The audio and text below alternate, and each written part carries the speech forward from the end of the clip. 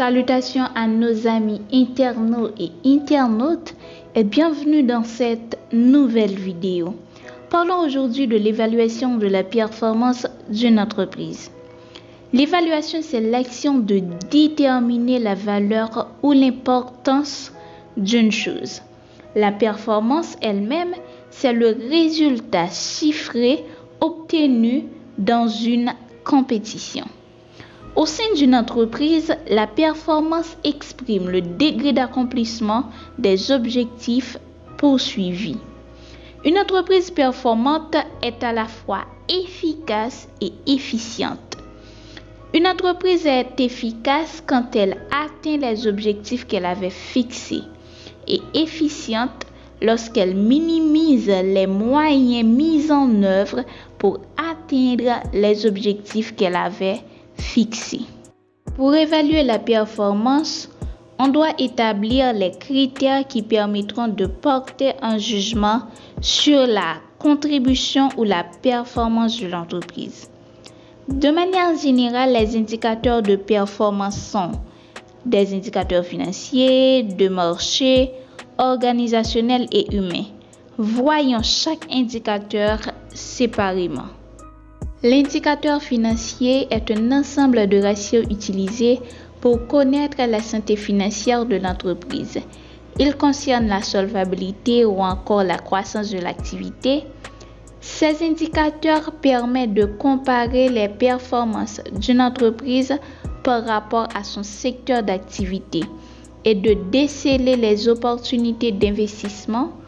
Il comprend la croissance des ventes, le calcul des coûts, le rendement de l'actif, les besoins en fonds de roulement, gestion de trésorerie, etc. Les indicateurs de marché eux-mêmes sont utilisés pour déterminer la provenance du chiffre d'affaires d'entreprise.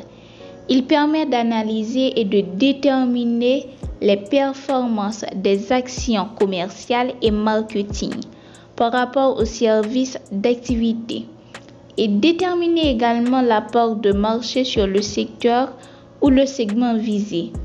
On trouve des indicateurs comme part des ventes des clients fidèles et nouveaux, étude de la concurrence, satisfaction clientèle, rentabilité de campagne de fidélisation et réfidélisation, etc.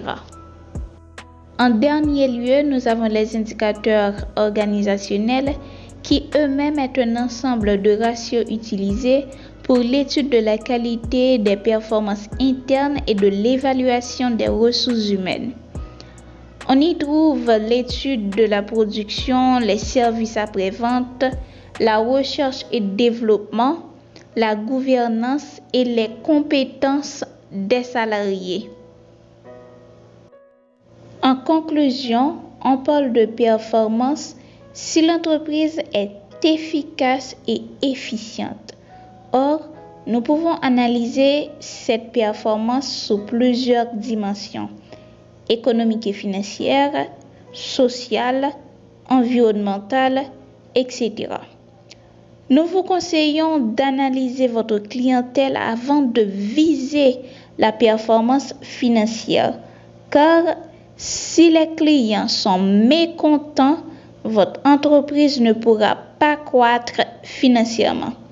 Merci d'avoir regardé la vidéo jusqu'à la fin.